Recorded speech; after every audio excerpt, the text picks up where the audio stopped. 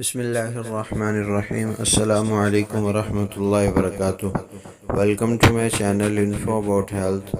امید کرتا ہوں تمام دوست خیریت سے ہوں گے۔ اللہ تعالیٰ تمام دوستوں کے جائز حاجات کو پورا فرمائے اور تمام دوستوں کو خوش و خرم رکھے۔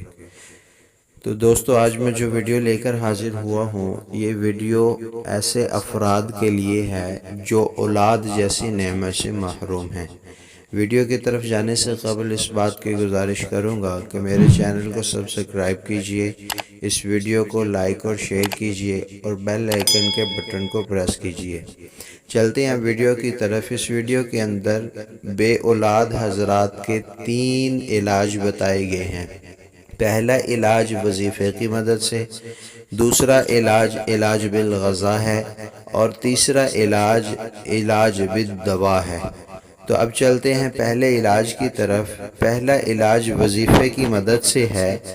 بے اولاد حضرات اس وظیفے کو اگر مسلسل کریں گے اور 41 دن تک کریں گے تو اللہ تعالیٰ اولاد جیسی نعمت ان کو دے دیں گے۔ وظیفہ آپ کے پیش نظر ہے۔ اول آخر درود شریف ایک بار، سورہ دہر کی آیت نمبر 11، پارہ نمبر 29۔ آیت ہے اعوذ باللہ من الشیطان الرجیم، بسم اللہ الرحمن الرحیم۔ فوقاہم اللہ شر ذلک اليوم ولقاہم نظرۃ وسرورا۔ اس آیت کو ہر نماز کے بعد ایک تسبیح پڑھیں اور زعفران اور عرق گلاب سے لکھ کر خالی پیٹ پانی میں حل کر کے اس کو لیا جائے تو اللہ تعالیٰ اولاد جیسی نعمت عطا کر دیتے ہیں۔ اب چلتے ہیں دوسرے علاج کی طرف، جو علاج بالغذا ہے، یعنی وہ علاج جو غذا کی مدد سے کیا جاتا ہے۔ علاج بالغذا کے اندر جو سب سے پہلی چیز ہے وہ انڈے کا استعمال ہے۔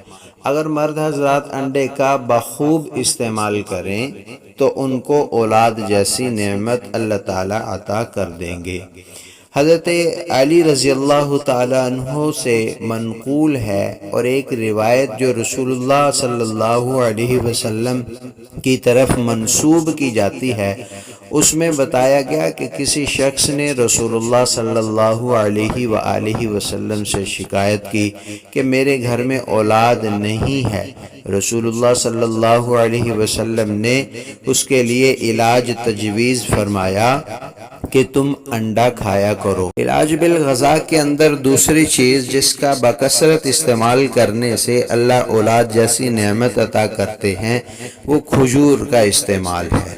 کھجور کو اگر متواتر استعمال کیا جائے تو مردانہ جتنی بھی کمزوریاں ہیں اللہ تعالیٰ ان تمام سے نجات عطا کر دیتے ہیں۔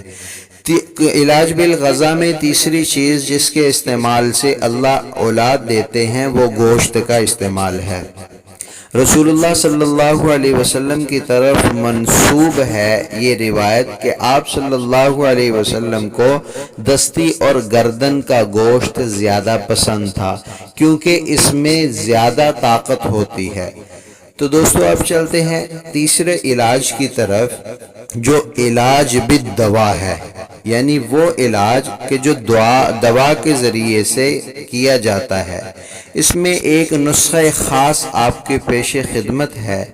وہ نسخہ یہ ہے، اس کے اجزاء یہ ہیں کہ نمبر 1، بھونے ہوئے چنے 100 گرام لیں، تخم کلونجی 50 گرام لیں، موسلی سفید 50 گرام لیں، تخم بادام 25 گرام لیں، اسگند ناگوری 50 گرام لیں، ستاور 50 گرام لیں، کونچ کے بیج 100 گرام لیں، ثعلب مصری 100 گرام لیں، چھہارے 100 گرام لیں، پستہ 50 گرام لیں، الائچی سبز 30 گرام لیں۔ اب اس کا طریقہ استعمال یہ ہے، اس کے تیار کرنے کا طریقہ یہ ہے کہ تمام اجزاء کو اچھی طرح صاف کر لیں۔ صاف کرنے کے بعد اس کا صفوف بنا کر اس کو آپس میں مکس کر لیں۔ اب معجون بنانا مقصود ہو تو حسب ضرورت شہد مکس کر کے معجون تیار کر لیں، ورنہ صفوف کی شکل میں اس کا استعمال کریں۔ طریقہ استعمال اس کا یہ ہے کہ رات کو آدھا کلو دودھ لے کر اس میں ایک بڑا چمچ بھر کے ڈال کے آگ پر رکھ دیں، ہلکی آنچ پر ابالے آئیں اور چینی حسب ضرورت ڈال لیں۔